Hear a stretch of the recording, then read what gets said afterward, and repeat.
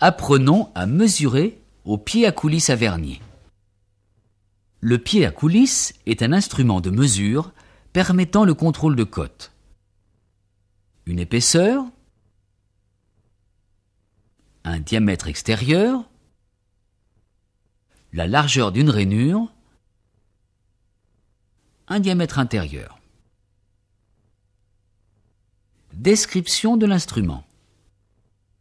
Le pied à coulisse est composé d'une règle graduée en millimètres et d'un bec fixe, d'un coulisseau gradué et d'un bec mobile, d'un bouton poussoir, d'une vis de blocage. Le vernier est le système de comparaison des graduations de la règle et du coulisseau. La lecture de cote. Apprenons à lire le vernier au 50e. Le zéro du coulisseau va nous permettre de lire les millimètres sur la règle. Les grandes divisions de 0 à 10 nous permettent de lire les dixièmes. Les 5 petites graduations entre ces chiffres permettent de lire les cinquantièmes, soit 0,02 mm. Lisons cette mesure. Le zéro du coulisseau est entre 8 et 9. On prend 8. Nous cherchons sur le coulisseau un trait se trouvant en coïncidence avec un trait quelconque de la règle. Ici 4. La mesure est donc de 8 mm et 4 dixièmes. Prenons un autre exemple. Occupons-nous des millimètres. Le zéro du coulisseau est entre 16 et 17. On prend 16. Recherchons sur le coulisseau un trait se trouvant en coïncidence avec un trait de la règle. Mettons celui-ci. Il est entre 1 et 2. On prend 1 dixième.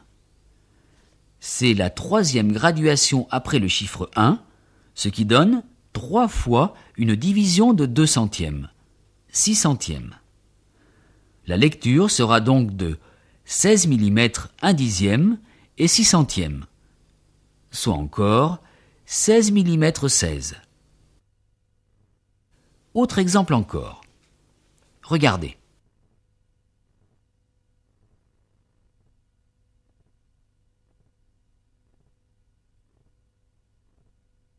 Vous vous apercevrez que le choix entre deux graduations n'est pas toujours facile. Mais la précision de ce vernier n'est-elle pas au cinquantième, soit 2 centièmes de millimètre? Tenue du pied à coulisse. Il faut assurer un bon contact entre les becs et la pièce. Et pour cela, il est nécessaire d'engager la pièce au fond des becs. Attention, une pression trop faible donne un mauvais contact. Une pression trop forte pourra déformer le pied à coulisse. Et dans les deux cas, on fera une mauvaise mesure.